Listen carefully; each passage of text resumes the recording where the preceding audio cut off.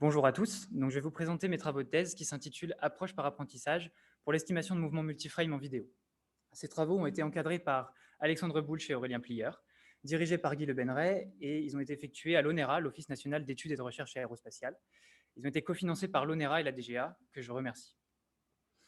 Je vais donc vous parler d'estimation de mouvement dans des vidéos. Voilà un exemple de vidéo, en l'occurrence filmé par un drone. Et un drone comme celui-ci, on peut souhaiter qu'il soit capable de faire un certain nombre de tâches de manière automatique. Par exemple, suivre une personne en mouvement. Pour réaliser cette tâche, il faut que le drone soit capable, à partir des images de la vidéo, d'estimer le mouvement de la personne pour pouvoir en réaliser le suivi. Un autre exemple de vidéo ici filmé avec une caméra montée sur une voiture. Donc on est dans le contexte de la conduite autonome. Là aussi, il y a un problème d'estimation de mouvement, en particulier pour estimer le mouvement des objets mobiles, comme les piétons ou les autres véhicules, pour pouvoir anticiper et éviter une collision. Donc ces deux exemples, que ce soit le drone ou la voiture, sont des exemples plutôt du contexte robotique. Un autre contexte qui intéresse également l'ONERA et dans lequel il y a un problème d'estimation de mouvement, est celui de mesure de vitesse dans le cas de la mécanique des fluides. Donc à l'ONERA, on a un département dont le sujet d'étude est l'étude des phénomènes physiques des écoulements fluides, notamment autour des ailes d'un avion. Donc ils vont placer une maquette en soufflerie, introduire des particules dans l'air et filmer ces particules qui sont éclairées par un laser. On obtient des images comme sur cette séquence-là, dans lesquelles il faut estimer le mouvement des particules pour pouvoir remonter au champ de vitesse. C'est une méthode qu'on appelle la vélocimétrie par image de particules, dont je reparlerai plus tard dans cette présentation. Les travaux de thèse que j'ai effectués concernent l'estimation plus précisément du flot optique. Le flot optique, c'est le champ de mouvement apparent entre deux images. Ça ressemble à ce que vous voyez ici sur la présentation. En chaque pixel, on veut estimer une flèche qui donne la direction et l'amplitude du mouvement. Cette estimation, elle est réalisée de manière dense, c'est-à-dire pour tous les pixels, et sur une image comme celle-ci où j'ai environ un demi-million de pixels, on ne peut pas représenter un demi-million de flèches, autrement on ne verrait plus rien. Donc on utilise une autre représentation visuelle en mettant une couleur en chaque pixel. La teinte de la couleur représente la direction du mouvement, et la saturation de la couleur représente son amplitude.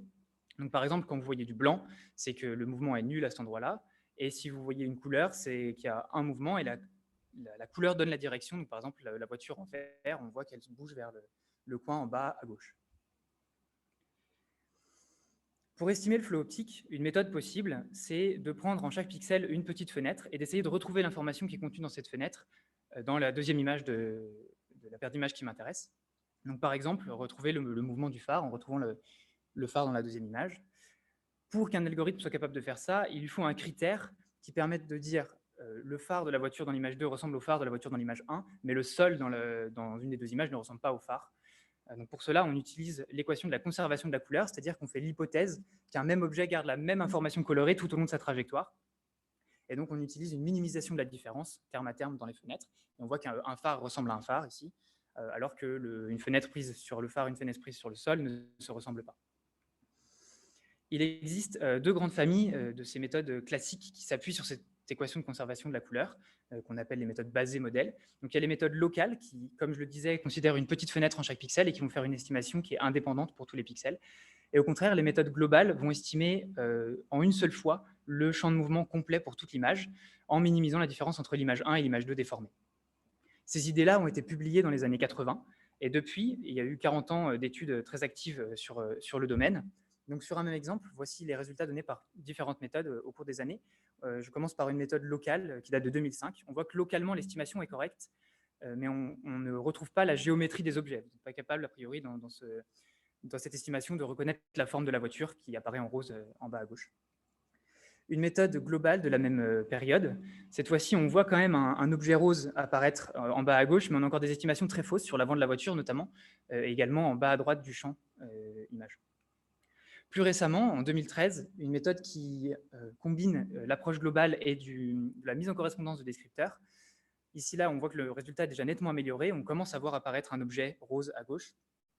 Et enfin, une méthode IRRPWC, qui est l'état de l'art en 2019 et qui est basée sur un réseau de neurones profond. Cette fois-ci, on voit vraiment apparaître la géométrie des objets. Donc, il y a un réel progrès qui a été fait récemment. Il y a encore quelques problèmes, notamment sur la voiture. On voudrait avoir un mouvement constant. Ce n'est pas tout à fait le cas. Et en bas à droite, il y a également une estimation qui est erronée. Cette même méthode IRRPWC a des difficultés pour estimer le mouvement dans certains cas, en particulier dans le cas de zones occultées, comme sur l'exemple du haut, l'avant de la voiture, qui est caché dans la deuxième image. Et on voit que dans l'estimation, l'IRPWC propose une estimation d'un mouvement nul, alors que le mouvement de la voiture à cet endroit-là n'est pas nul. Et il y a également le cas des objets fins et rapides, comme l'exemple du couteau. Sur l'exemple du bas, dans la vérité terrain, on voit bien que le couteau bouge. Sur l'estimation par IRPWC, ce couteau a disparu. Il faut quand même avouer que malgré ces problèmes, sur lesquels je me concentre là dans mon discours, il y a un certain nombre de points extrêmement positifs dans le résultat d'IRPWC, notamment la segmentation des objets, comme la voiture qui apparaît ici en rouge. Ça, c'est quelque chose qui est très récent, comme on l'a vu dans les estimations précédentes, on avait du mal à avoir vraiment la géométrie des objets. Et là, grâce à l'apprentissage, on peut apprendre de manière automatique des connaissances a priori sur les objets rigides qui permettent cette qualité d'estimation. Donc pour nos travaux, on a justement décidé de continuer sur cette voie, d'utiliser des techniques d'apprentissage, en particulier donc, sur l'exemple en bas à gauche, pour avoir une connaissance a priori sur les objets rigides, puisqu'ici on pourrait décrire le mouvement comme un mouvement global sur lequel on vient coller des petits patchs de la forme des voitures qui ont un mouvement constant, pour simplifier un peu le problème. Mais donc c'est un a priori spatial. Au contraire, sur l'exemple de droite, on ne va pas vouloir apprendre les mêmes a priori, puisque là, on n'a plus du tout d'objets rigides, on a des particules qui se ressemblent toutes, qui ont des mouvements qui peuvent être très différents. Et cependant, on a une très bonne continuité temporelle dans cette séquence. Donc, ce qui va être plutôt intéressant, c'est d'exploiter un a priori temporel et de réaliser une estimation multiframe, c'est le deuxième axe de nos travaux, pour justement exploiter la redondance temporelle, le fait que ces particules soient présentes sur un grand nombre d'instants consécutifs. Cet aspect multiframe, on va également le retrouver sur l'exemple issu de la robotique à gauche, puisqu'on voit également les mêmes voitures sur un nombre d'instants consécutifs assez important, d'où l'intérêt d'exploiter la continuité temporelle avec une méthode multiframe, contrairement à la majorité des méthodes du domaine qui sont biframe et qui fonctionnent à uniquement 2 instants. Je vais commencer cette présentation par une première partie qui se concentre essentiellement sur des données de mécanique des fluides, comme vous le voyez ici à droite. Dans cette première partie, je vais vous décrire une première contribution qui a consisté à apprendre des modèles temporels par analyse en composantes principales pour décrire l'évolution temporelle du mouvement dans des images de mécanique des fluides. Donc on s'intéresse au contexte de la PIV, la vélocimétrie par image de particules, qui est la technique qui permet d'obtenir ces images. Ces travaux se placent dans le contexte d'une collaboration entre notre département à l'ONERA, qui est le département de traitement de l'information et système, et le département d'aérodynamique. Et je remercie notamment Olivier Marquet, Benjamin Leclerc, Philippe Cornic et Frédéric Champagnat, qui m'ont beaucoup aidé pour réaliser ces travaux. Dans ce contexte, historiquement, on est capable d'acquérir 2 images à des instants très proches, mais pas plus. Donc ça permettait de réaliser des estimations biframe à 2 instants, mais pas des estimations sur plus d'instants. Plus récemment, on est capable d'acquérir des séquences à haute cadence et à intervalles de temps réguliers. Donc ça ouvre la voie pour les méthodes multiframe. Et je vais vous en présenter une tout de suite. Je vais vous présenter la séquence d'évaluation d'abord. Donc pour justement évaluer les méthodes multiframe que je vais présenter dans la suite, on va utiliser une séquence qui a été simulée à l'ONERA, qui représente l'écoulement fluide dans le sillage d'une aile battante. Donc on a simulé nous-mêmes ces données.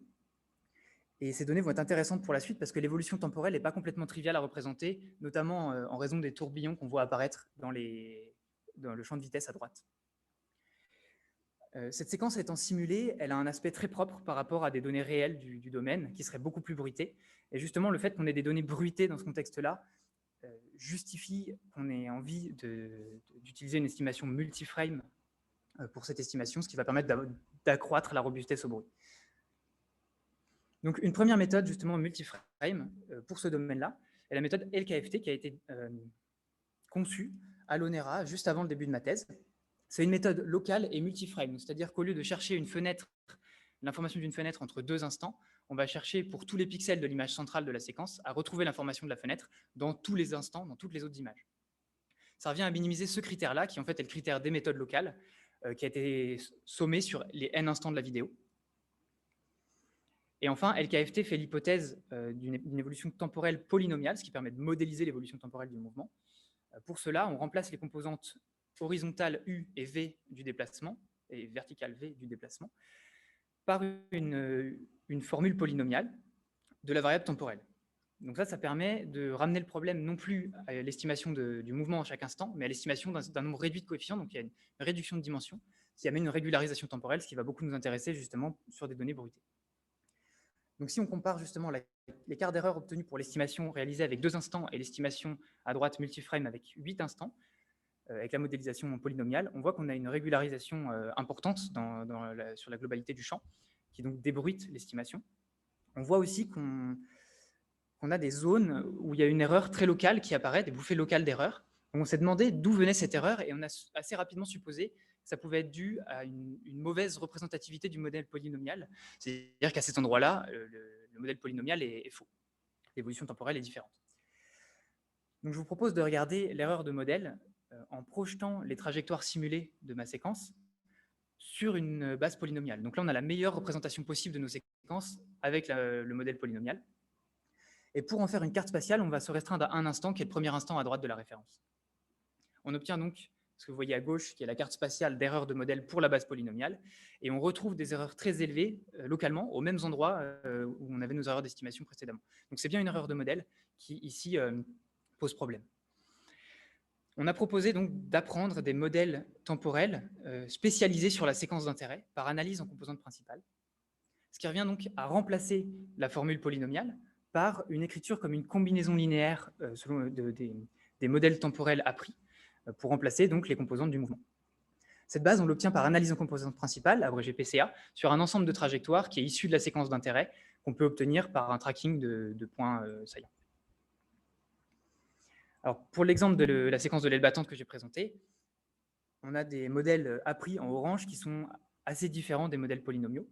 Donc la question qu'on peut se poser maintenant, c'est est-ce que ces modèles sont plus adaptés pour décrire ma séquence? Est-ce que j'ai réduit l'erreur de modèle grâce à ça?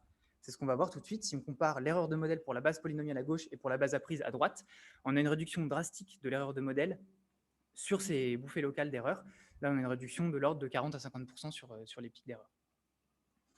C'est une très bonne nouvelle, mais si on s'arrête là, on a simplement modélisé l'erreur de modèle. Nous, ce qu'on aimerait faire, c'est, à partir d'une séquence d'images, être capable d'estimer le mouvement en utilisant cet a priori temporel. Pour ça, on a généralisé le formalisme de l'algorithme LKFT, donc ça revient à reprendre ce critère qu'on cherche à minimiser, et à remplacer non plus U par une description polynomiale du mouvement, mais par une combinaison linéaire de nos modèles temporels. Donc les modèles temporels EIHI, donc ce qui est encadré à gauche, c'est ce qui est connu, une fois qu'on a appris la base. Et ce qu'on cherche à estimer, c'est les coefficients alpha i, bêta i, qui sont donc les inconnus du problème, et les estimer revient à résoudre un système linéaire 2D par 2D en chaque pixel. D, typiquement, dans nos expériences, ça vaut 3, c'est le nombre de modèles temporels qu'on apprend pour chaque composante. Donc on a un système linéaire 6 par 6 à résoudre en chaque pixel. Donc ça peut vite devenir très très long puisqu'il faut le faire dans un très grand nombre de fois. On a proposé donc une méthode pour alléger les coûts de calcul en s'appuyant sur la séparabilité temps-espace de la décomposition. On peut factoriser la matrice à inverser comme, d'une part, une matrice 2,2 qui dépend de la position du pixel, mais qui est du coup très rapide à inverser. Donc on doit l'inverser en chaque pixel, mais c'est rapide. Et d'autre part, une matrice D par D qui, elle, ne dépend pas de la position du pixel et qu'on peut inverser une fois pour toutes les itérations. Donc, dans l'ensemble, on obtient une inversion qui est très, très peu coûteuse en chaque pixel, puisque c'est simplement une matrice de 2. On a baptisé cette nouvelle méthode qui généralise LKFT, Folky Multiframe. Et dans le cas d'une base apprise par PCA, voilà les résultats de Folky Multiframe PCA à droite comparés à l'estimation polynomiale à gauche. Donc on constate la même réduction d'erreur qu'on l'avait sur l'erreur de modèle tout à l'heure. Donc c'est un succès, on a réussi à diminuer l'erreur de modèle tout en conservant l'intérêt d'une bonne robustesse au bruit, puisque comparé à l'erreur biframe que j'avais tout à l'heure, qui était très bruitée, ici on a la même régularisation temporelle à peu près que dans LKFT.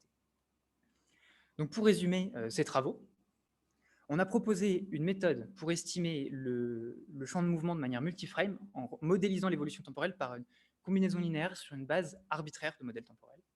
On a proposé d'apprendre ces modèles temporels par analyse en composantes principales sur des trajectoires issues de la séquence d'intérêt. On a une base qui est spécialisée sur notre séquence. Et on a montré deux choses. D'une part, par rapport à l'estimation biframe, on a une réduction du bruit de mesure grâce à l'estimation multiframe. Et par rapport à l'estimation polynomiale, on a une réduction de l'erreur de modèle. On a moins de biais grâce à des modèles plus adaptés à l'évolution temporelle des mouvements. On a donc cherché à appliquer cette méthode sur des données de vision par ordinateur. Là, les résultats sont nettement moins bons si on regarde le résultat en bas à droite. Ce qui explique ces mauvais résultats, c'est que la complexité de l'estimation multiframe va aggraver les problèmes qui sont déjà existants dans la méthode biframe. qui en fait n'est pas très adapté pour une séquence comme celle-ci de vision par ordinateur. Alors pourquoi? La première raison, c'est que le personnage de gauche, par exemple, sur cette séquence, a des mouvements qui sont trop grands pour la méthode Bframe-Folky sur laquelle est basée notre méthode multiframe. La deuxième raison, c'est que Folky fait l'hypothèse que le mouvement est constant dans une fenêtre. Et ici, c'est vrai sur la plupart du champ, mais c'est faux le long des discontinuités, comme par exemple le long du personnage de droite, avec les transitions par rapport au mouvement du fond. Il n'y a pas de modélisation du phénomène d'occultation, et ici, il y en a, donc c'est gênant. Et enfin, il y a des zones homogènes dans cette séquence, et c'est aussi quelque chose qui va poser problème déjà à l'algorithme Bframe-Folky. Donc on pense que tous ces problèmes-là sont aggravés par l'estimation multiframe, et c'est ce qui explique pourquoi c'est mauvais, en particulier sur le fond. Il y a quand même une bonne nouvelle, c'est que l'estimation du personnage de droite est nettement meilleure dans Folky Multiframe PCA qu'avec les deux autres méthodes. Ça pourrait signifier que la base de modèle temporel qu'on apprend est très adaptée pour le mouvement de ce personnage, mais très mal adaptée pour le reste du champ. Donc ça nous donne envie d'exploiter des connaissances a priori sur l'existence d'objets rigides et d'objets qui peuvent avoir des mouvements différents et différents du fond qui est global. Donc pour utiliser cet a priori-là, qui n'existe pas dans les méthodes classiques, qui n'est pas pris en compte dans les méthodes classiques, on va s'intéresser à des méthodes par apprentissage profond, qui sont des méthodes qui ont justement donné d'excellents résultats pour la reconnaissance d'objets, par exemple. Donc, c'est des méthodes qui sont bien adaptées pour apprendre un a priori, même de manière implicite, sur la présence d'objets rigides. Alors, avant de vous expliquer ce qu'on a développé comme méthode pour exploiter la continuité temporelle dans ces méthodes-là par apprentissage profond, je vais proposer un petit tour d'horizon de ces méthodes-là. Donc l'idée de la méthode, de cette approche basée sur des réseaux de neurones, c'est de donner deux images en entrée d'un réseau de neurones et d'obtenir en sortie du réseau de neurones un flot optique. Alors, ce n'est pas non plus de la magie, ça fonctionne sur des principes mathématiques qui consistent à entraîner de manière statistique le réseau de neurones sur un grand nombre de données pour qu'il arrive à réaliser cette tâche. Comment on réalise l'entraînement? On le réalise de manière supervisée, c'est-à-dire qu'on va donner en entrée du réseau des paires d'images pour lesquelles on connaît la sortie souhaitée. On va obtenir une estimation au départ qui est fausse, et on va utiliser une fonction de coût pour calculer une erreur entre la vérité terrain et l'estimation obtenue.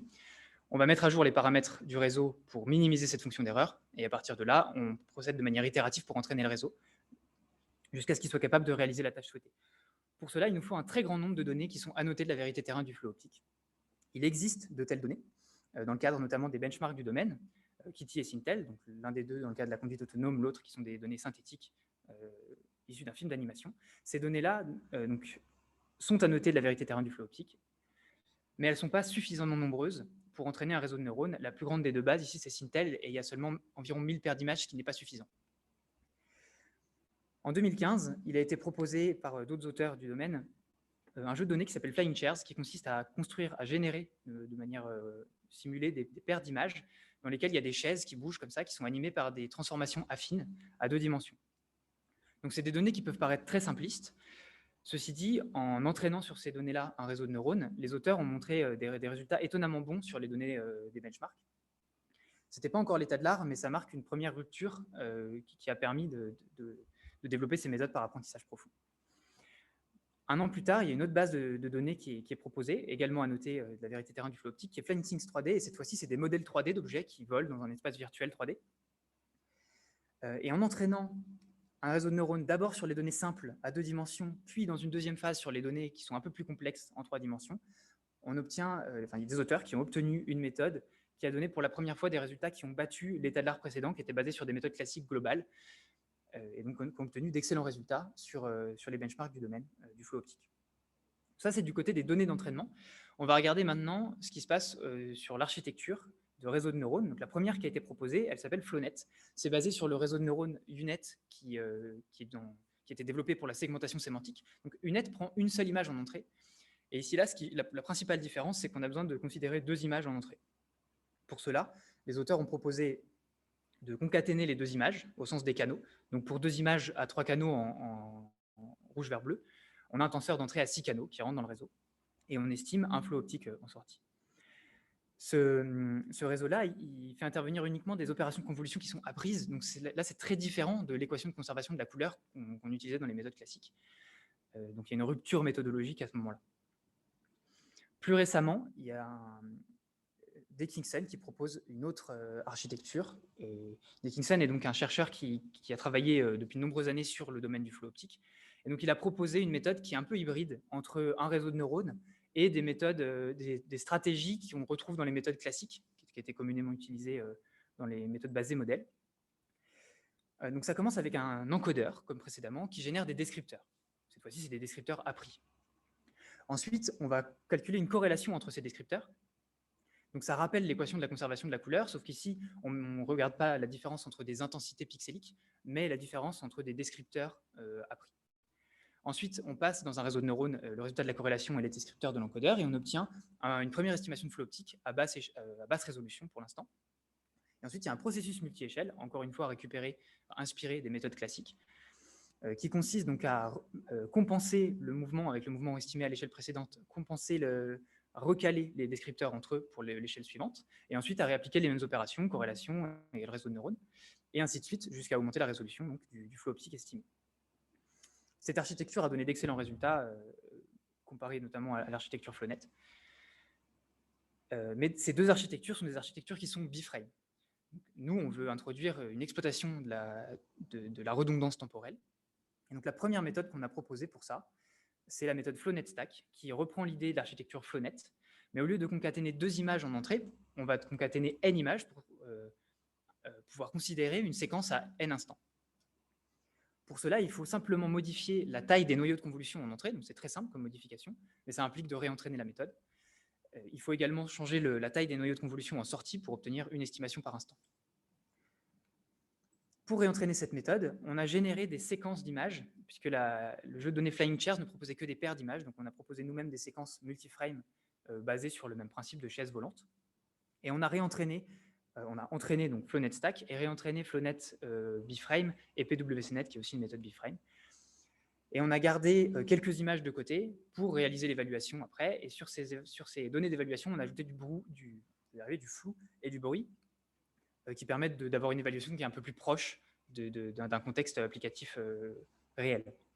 Donc sur une des séquences d'entraînement, vous avez ici, sur une séquence d'évaluation, vous avez ici la vérité terrain et l'estimation par une méthode classique à gauche, puis l'estimation biframe par les réseaux de neurones au milieu, et enfin l'estimation de la méthode FlowNetStack, qui considère ici 7 images et qui améliore très nettement 2 points sur l'estimation. Le premier, c'est la qualité de l'estimation du fond, qui est moins bruitée, je pense qu'on voit à peu près sur le rétroprojecteur, sinon il y a les écrans sur les côtés, qui est moins bruitée que les estimations biframe. Et la deuxième chose qui est très impressionnante, c'est que les pieds des chaises, qui sont des structures très fines, apparaissent dans l'estimation de FlowNetStack, qui donne une estimation qui est assez bonne, alors qu'ils disparaissaient complètement de l'estimation biframe. Donc ça, c'est assez surprenant, on ne s'attendait pas forcément à cette amélioration, et elle est assez satisfaisante. On a testé ensuite la même méthode sur des données réelles, donc un coureur filmé à l'ONERA. Pour ces données, on n'a pas de vérité terrain, donc on a utilisé un flot de référence estimé par la méthode DeepFlow, qui est une méthode classique globale.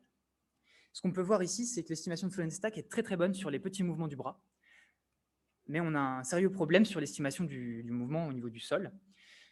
On a approfondi cette question dans le manuscrit. On a notamment montré qu'à cet endroit-là, il y avait des mouvements qui étaient trop grands en comparaison avec les données d'entraînement. Donc, on a proposé quelques voies d'amélioration, justement en modifiant les données d'entraînement ou alors en modifiant également l'architecture de réseau de neurones utilisée. On a obtenu des améliorations, mais les résultats ne sont pas encore satisfaisants à ce stade. Donc, je vais sauter cette partie et je vais passer directement à notre contribution majeure, qui est le développement d'une architecture récurrente. Alors, ce qui nous a conduit à développer une architecture récurrente, c'est en particulier 2 choses qui nous gênaient méthodologiquement dans l'architecture FlowNetStack. L'architecture FlowNetStack, elle considère un nombre d'images d'entrée qui est fixe. C'est-à-dire qu'une fois qu'on a entraîné avec, par exemple, 5 images, on est obligé d'utiliser l'architecture avec 5 images. Sinon, il faut réentraîner si on veut considérer un horizon temporel différent. La deuxième chose qui est gênante, c'est que FlowNetStack, conceptuellement, peut utiliser des opérations différentes pour l'estimation du mouvement en chaque instant. Et intuitivement, on aurait envie de se dire que c'est quand même la même opération qu'on réalise, c'est la même tâche, donc c'est les mêmes opérations apprises qu'il faudrait utiliser pour l'estimation en chaque instant. Donc ça conduit à imaginer une méthode où on introduit une cellule récurrente dans une architecture pour donc conserver de l'information du passé tout en effectuant les mêmes opérations à chaque instant. Et en plus de cela, du coup, on peut considérer une séquence de taille arbitraire, puisqu'on a simplement des paires d'images successives qui arrivent au fur et à mesure, et on garde une mémoire temporelle, mais à chaque fois, on fait l'estimation biframe tenant compte du passé. Juste un coup, avant d'enchaîner sur la suite, on fait une petite pause.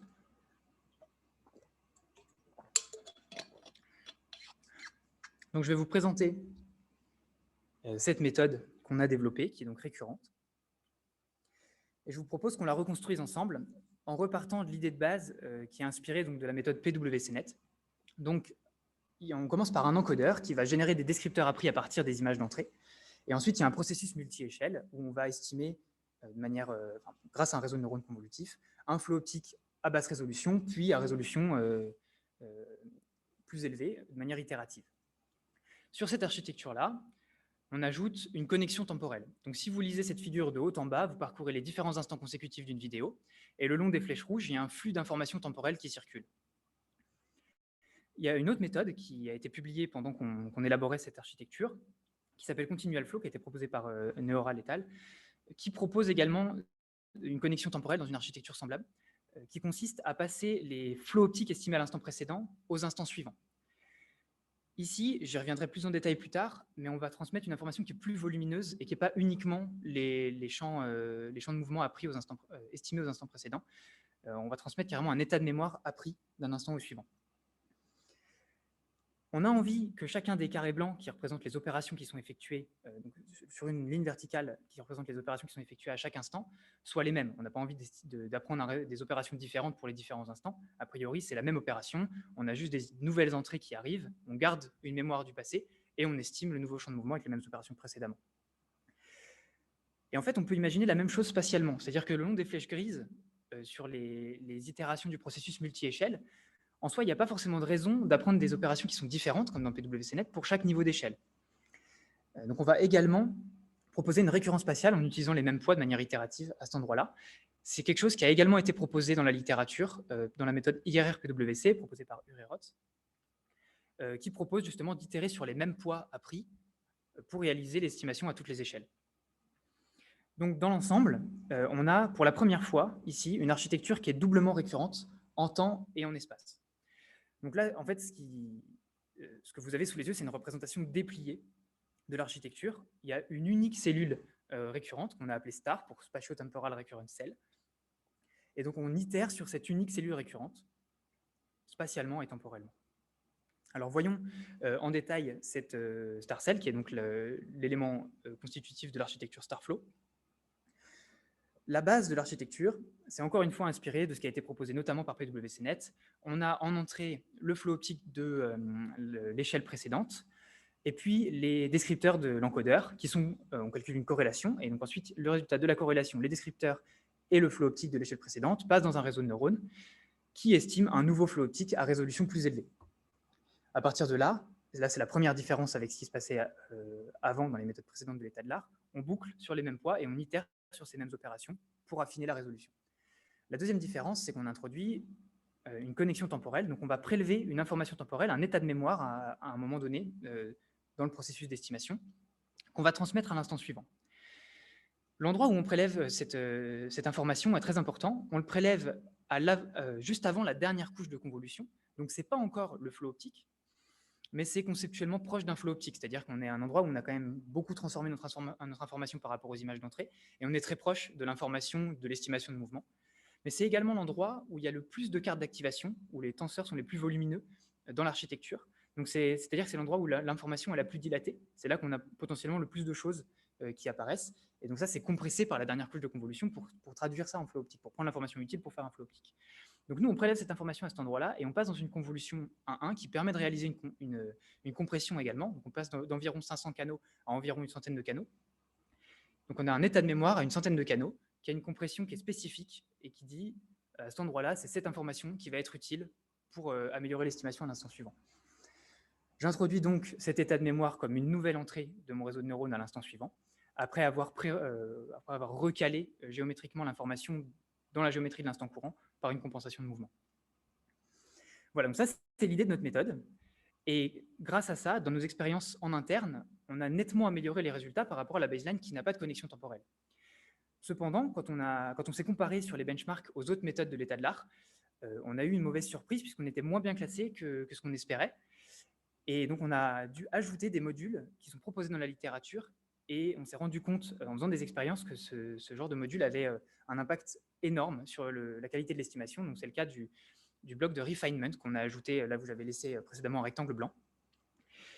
Donc, j'ai fait une expérience pour regarder les résultats du flow, l'erreur du flow optique en comparant sans et avec le module de refinement. On a une amélioration qui est énorme, de l'ordre de 20% en moyenne sur les benchmarks, pour une augmentation de la taille du modèle en nombre de paramètres de moins de 10%. Donc là, il y a vraiment un impact énorme de ce module-là. Bizarrement, dans la littérature, les gens n'insistent pas spécifiquement là-dessus. Pourtant, il y a beaucoup de méthodes qui se sont mises à proposer des méthodes semblables. Nous, on a repris le module proposé dans l'architecture IRR par Ureroth pour faire cela, qui est un module qui, encore une fois, met en commun un certain nombre de paramètres aux différentes itérations et qui permet de faire ça avec un nombre de paramètres réduit. Une deuxième chose qui apparaît dans plusieurs articles récents, c'est d'estimer, en plus du flow optique, les occultations et d'entraîner la méthode pour estimer d'entraîner en même temps les deux tâches. Et donc, ils ont montré que l'estimation conjointe des occultations permettait d'améliorer l'estimation du flow optique. Alors, je vous propose justement de regarder sur la première ligne du tableau, on a l'estimation sans occultation, c'est donc l'erreur du flow optique sans estimation d'occultation. Les deuxième et troisième lignes sont des méthodes, donc c'est Continual Flow et IRR-PWC, qui sont des méthodes de la littérature qui proposent justement une estimation d'occultation. On voit qu'il y a une nette diminution de l'erreur sur le flow optique, ne serait-ce qu'en ajoutant cette estimation des occultations. Cependant, ces deux méthodes proposent d'ajouter un réseau annexe dans le décodeur spécifique pour réaliser l'estimation d'occultation. Et donc, ça entraîne une augmentation de la taille du modèle, dans un cas de 87%, ce qui est énorme, dans l'autre cas de 12%, mais c'est déjà assez important. Notre méthode utilise les mêmes poids, les mêmes opérations apprises pour les deux tâches de flow optique et d'estimation de mouvement, et d'estimation d'occultation, à l'exception de la toute dernière couche du réseau. Donc, il y a vraiment très peu de paramètres appris qui sont dédiés soit au flow optique, soit aux occultations. Tout le reste est mis en commun. Donc, on a une augmentation du nombre de paramètres qui est vraiment très petite. Et pourtant, on a des résultats aussi bons que les autres méthodes, ce qui montre que notre intuition initiale était bonne et qui était les deux tâches d'estimation de mouvement et d'estimation des occultations sont très liées entre elles. Et donc, on peut utiliser les mêmes opérations quasiment sur tout le réseau pour les estimer, pour les réaliser toutes les deux.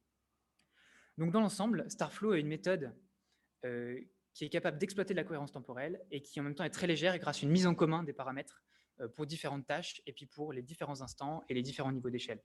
Ça, c'est ce qui a permis à cette méthode d'être, si je puis dire, la star de l'estimation de flow optique à l'été dernier, puisque Starflow s'est placé en tête du classement Sintel, qui est la référence de l'estimation de flow optique.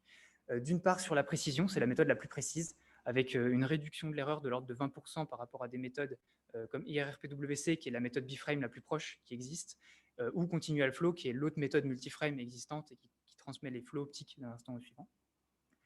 Et Starflow, en plus de cela, est une méthode plus légère que toutes les autres méthodes concurrentes qui sont en tête de ce même benchmark. Starflow est également une méthode assez rapide, puisqu'elle met seulement 0,2 secondes par paire d'images, ce qui est du même ordre de grandeur que les autres méthodes par apprentissage profond qui sont également dans le haut du classement, mais qui est beaucoup plus rapide que les méthodes de l'état de l'art d'il y a 4 ou 5 ans, qui étaient des méthodes basées sur l'approche globale et qui mettaient plusieurs secondes par paire d'images, ce qui est énorme. L'inconvénient peut-être de Starflow, c'est son temps d'entraînement. Il faut environ 2 semaines pour entraîner l'architecture de manière complète. Donc ça, c'est quand même long, mais il faut le faire qu'une fois. Et ensuite, dans l'utilisation, ça va beaucoup plus vite. Alors, un résultat qualitatif sur lequel voilà l'estimation d'IRR-PWC et biframe et l'estimation de Starflow qui améliore très très nettement le résultat en plein d'endroits. On peut même distinguer les voitures qui circulent sur la voie d'en face dans le sens opposé à gauche. Donc, je vous remontre la différence. Les voitures donc, ici sont entourées. Dans l'estimation biframe, on ne les voit pas du tout apparaître dans l'estimation de mouvement et on commence assez bien à les distinguer dans l'estimation multiframe de Starflow. Donc, c'est un résultat qui était presque inespéré, étant donné qu'on a des données qui d'habitude sont difficiles. Hein. Ici, il y a des grands mouvements et il y avait des gros problèmes sur l'estimation précédente. Donc là, on a vraiment comblé tous les problèmes visibles. Plus spécifiquement, sur un cas où il y a des occultations, donc là, l'exemple de l'avant de la voiture de droite qui est occulté dans la deuxième image, IRR-PWC, méthode biframe, n'arrive pas à estimer l'avant de la voiture. Starflow, grâce à l'information temporelle qui vient du passé, propose une estimation correcte de l'avant de la voiture. Dans le cas maintenant de petits objets, donc là 2 exemples. Sur l'exemple de gauche, il y a un bambou qui tombe en arrière-plan, et sur l'exemple de droite, on a le couteau du personnage qui est, donc dans les 2 cas, c'est des mouvements assez rapides de très petits objets. La méthode Bframe RPWC n'arrive pas à estimer le mouvement de ces objets, ils disparaissent complètement de l'estimation, et Starflow en propose une estimation qui est très satisfaisante. Donc là, c'était pour comparer essentiellement Bframe et Multiframe. Je vous propose maintenant de regarder du point de vue, de comparer à une autre méthode Multiframe et de regarder ce qui se passe quand on augmente l'horizon temporel. Donc ce que j'ai fait comme expérience, c'est que j'ai réimplémenté sur la même baseline, sur la même architecture de base, 2 connexions temporelles différentes, celle de Starflow qui consiste à utiliser des cartes d'activation apprises comme état de mémoire, et celle de Continual Flow qui consiste donc à transmettre juste le flot optique de l'instant précédent. J'ai réentraîné ces 2 méthodes dans les 2 cas avec des séquences de 4 images, et je teste ici en regardant l'évolution de l'erreur quand on augmente la longueur de séquence utilisée pendant l'évaluation. Donc on peut remarquer 2 choses. Starflow en orange a une estimation qui est systématiquement meilleure, l'erreur est systématiquement plus basse. Et peut-être plus intéressant encore, l'optimum, c'est-à-dire la longueur optimale de séquence utilisée, est plus élevée pour Starflow que pour Continual Flow. Donc cette connexion temporelle permet d'exploiter une information à plus long terme dans le passé. C'est une très bonne nouvelle, mais ça a néanmoins un petit inconvénient auquel on s'attendait, bien sûr. C'est le cas où il y a une discontinuité temporelle forte, un changement de trajectoire brusque dans une séquence. À ce moment-là, on se dirait qu'il faut plutôt oublier de l'information du passé, puisqu'elle va plutôt nous induire en erreur. Alors, ça n'a pas manqué. Il existe quelques séquences où on a observé ce problème-là. Donc là, la tête du personnage de gauche a un changement brusque de trajectoire. Et effectivement, Starflow, au moment où le mouvement s'inverse, Starflow propose une estimation fausse, puisque Starflow a envie de faire continuer la tête vers le bas, alors qu'elle repart vers la gauche. Bien sûr, avec l'estimation Bframe, on n'a pas de problème, puisqu'il n'y a pas cet a priori temporel, et on a vraiment juste une translation entre de droite à gauche. Donc on a cherché des solutions pour améliorer cela. En particulier, on s'est intéressé à l'introduction de cellules récurrentes qui mettent en place un mécanisme de gestion de l'oubli, en particulier des GRU ou des LSTM, qui sont des méthodes qui ont des portes justement pour pondérer ce qui vient du passé ou ce qui vient du présent, enfin, ce qui arrive, les nouvelles informations. Et on n'a pas réussi avec ces architectures-là à améliorer l'estimation dans ce cas-là. La deuxième idée qu'on a eue, c'est d'introduire des discontinuités temporelles dans les données d'entraînement. Et cette fois-ci, en changeant les données d'entraînement, cette fois-ci, oui, on arrive à améliorer le problème et à gérer une sorte d'oubli, une pondération en tout cas plus intéressante entre l'a priori temporelle et puis les nouvelles données qui arrivent à l'instant donné. Quelle que soit l'architecture qu'on utilise, on a obtenu des résultats très similaires avec l'architecture Starflow initiale ou en introduisant une cellule récurrente avec des portes. Je veux dire. Pour conclure cette présentation, je vous ai présenté une première contribution dans le cadre de la mécanique des fluides, où on a proposé d'apprendre des modèles par analyse en composantes principales pour exploiter la cohérence temporelle. On a montré donc une réduction de l'erreur de modèle grâce à ces modèles appris, et ces résultats ont été publiés à la conférence ISPIV en 2019. Dans un second temps, je vous ai expliqué la première méthode qu'on a développée pour exploiter l'information temporelle dans une architecture de réseau de neurones. Ça a été présenté au congrès GRETSI en 2019. Et enfin, la méthode Starflow a été publiée à ICPR 2020 et on a mis en ligne le code et les modèles préentraînés sur un dépôt GitHub qui est accessible publiquement en ligne. J'aimerais revenir, pour finir cette présentation, sur quelques points, en particulier sur l'intérêt du multiframe pour faire un bilan un peu des travaux qu'on a fait sur justement quel est l'intérêt d'utiliser une estimation multiframe alors que c'est quand même plus complexe à mettre en place, vu qu'on considère des séquences plus longues. Alors, le premier intérêt qu'on a observé, c'est la robustesse aux dégradations de la qualité image. En particulier, on l'a vu comme une robustesse au bruit dans le cas de la mécanique des fluides. Dans le manuscrit, j'ai également fait des expériences qui ont montré que Starflow était plus robuste à des dégradations de la qualité image, en particulier dans le cas d'images floues. L'information temporelle permet également de combler des trous dans l'estimation, là où il y a des zones occultées. Donc, l'exploitation de l'information du passé permet de proposer une estimation dans ces zones où il manque de l'information aux instants d'intérêt. Et enfin, le plus étonnant peut-être, l'estimation du multiframe de mouvement améliore l'estimation des objets fins. En quelque sorte, agrandir l'horizon temporel conduit à une amélioration de la résolution spatiale, ce qui est assez intéressant. Maintenant, voyons ce que Starflow est capable de faire dans un contexte réel, dans la vraie vie, si je puis dire. Donc voilà un exemple qui a été filmé avec un smartphone et sur lequel les méthodes classiques ont pas mal de problèmes. Donc, typiquement une méthode locale qui est très bruitée, où on voit bien apparaître les effets de la fenêtre, et une méthode globale qui est un peu floue. Sur cet exemple-là, les deux méthodes IRRPWC et Starflow, qui sont basées sur des réseaux de neurones convolutifs, proposent une excellente estimation. Et Starflow est même encore un peu meilleur grâce à la récurrence temporelle, notamment sur les petits objets, on l'a déjà vu, donc ici sur les balles. Ce qui est particulièrement intéressant dans ce résultat, c'est que les deux méthodes par apprentissage profond ici n'ont été entraînées que sur des données simulées, donc sur des données de Flying Chairs et Flying Things. Et là, on teste sur des données qui, a priori, n'ont rien à voir, puisqu'elles sont obtenues avec un smartphone. Donc, c'est vraiment un cas de généralisation des données réelles.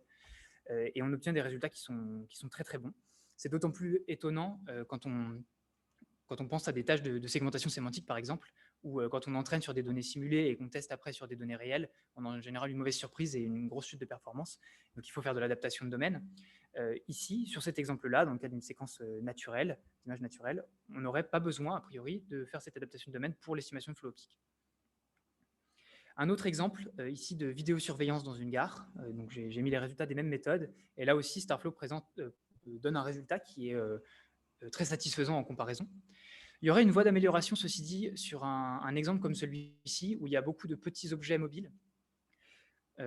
Starflow, comme les autres méthodes basées sur des réseaux de neurones convolutifs pour l'estimation de mouvement, arrêtent leur processus multi-échelle à un quart de la résolution d'entrée. Donc on pourrait aller plus loin dans la résolution, et on s'arrête au quart. Donc finalement, là, si on poussait la résolution jusqu'au bout, peut-être qu'on améliorerait l'estimation sur les petits objets, encore plus que précédemment. Sur les données de mécanique des fluides maintenant, on a aussi testé ce que donnait Starflow. Donc là, le but, c'était de piéger Starflow. Et on a moins bien réussi que prévu. Starflow donne des résultats qui paraissent très bons. Et c'est particulièrement étonnant parce que ces données-là sont radicalement différentes des données précédentes. Ici, on n'a pas du tout d'a priori possible sur les objets rigides. Enfin, en tout cas, on aurait appris des a priori faux. Starflow s'en sort quand même.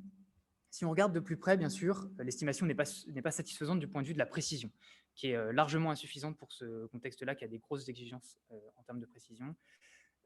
Si je compare notamment à la méthode LKFT, qui pour le coup donne un bon résultat dans ce cas-là, il y a un facteur 10 sur l'erreur moyenne.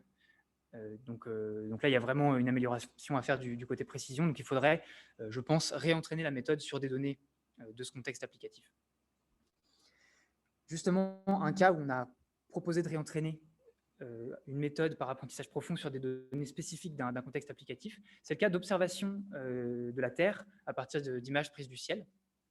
Et en particulier dans le cas où on souhaite utiliser conjointement l'information d'une image radar et l'information d'une image optique, qui ont été acquises avec des angles d'acquisition différents, et sur une zone où potentiellement il y a du relief, donc il va falloir recaler.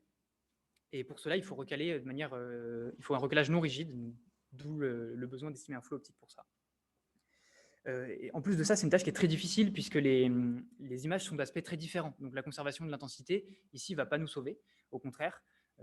L'idée qu'on a proposée dans l'équipe, c'est justement d'apprendre par apprentissage profond à faire cette tâche pour que le réseau de neurones apprenne tout seul à être robuste à ces différences, à ces inversions de contraste notamment. Donc ça fait l'objet d'un stage que j'ai co-encadré, où on a réentraîné une méthode proche de PWCnet, qu'on a un peu modifiée, et on l'a réentraîné sur des données Sentinel-1, Sentinel-2 par exemple. On a obtenu des résultats qui sont très très encourageants, même s'il y a encore un peu de travail, et ces travaux vont être continués donc, dans la suite à l'ONERA dans les mois qui viennent. Je vais finir par quelques perspectives. La première, j'en ai parlé sur l'estimation du mouvement dans la gare tout à l'heure, l'exemple de vidéosurveillance, c'est de pousser l'estimation à pleine résolution.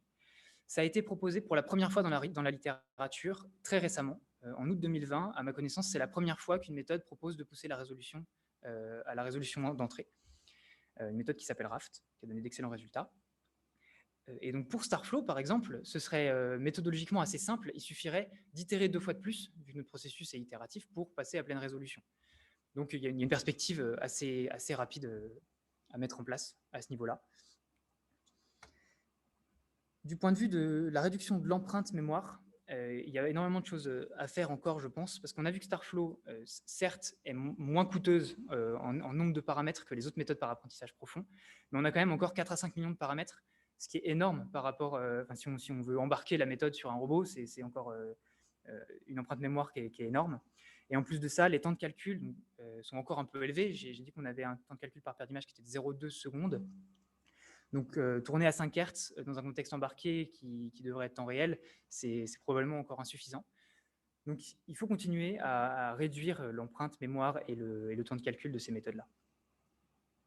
On pourrait proposer notamment, c'est une idée qu'on a un peu envisagée, qu'on n'a pas poussée plus loin, mais des méthodes encore plus hybrides que PWCnet, qui allient la légèreté des méthodes classiques locales et des méthodes par apprentissage profond, qui permettraient un gain en robustesse. Il y a toute une littérature sur l'entraînement non supervisé en flow optique, dont je ne vais pas du tout parler ici.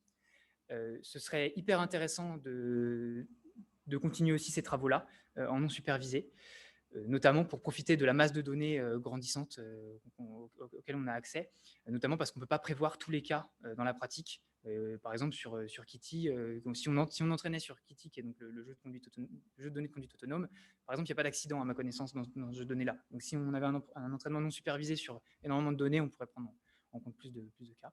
Et enfin, on l'a vu déjà, on peut proposer un entraînement spécifique pour la métrologie, que ce soit pour la vélocimétrie d'images de particules ou dans le cadre des formations des matériaux. Et il y a déjà 2 méthodes qui ont proposé de faire ça récemment, mais dans le cas B-Frame. On peut pousser ça au cas multiframe avec Starflow. Je vous remercie pour votre attention et je serai ravi de répondre à vos questions.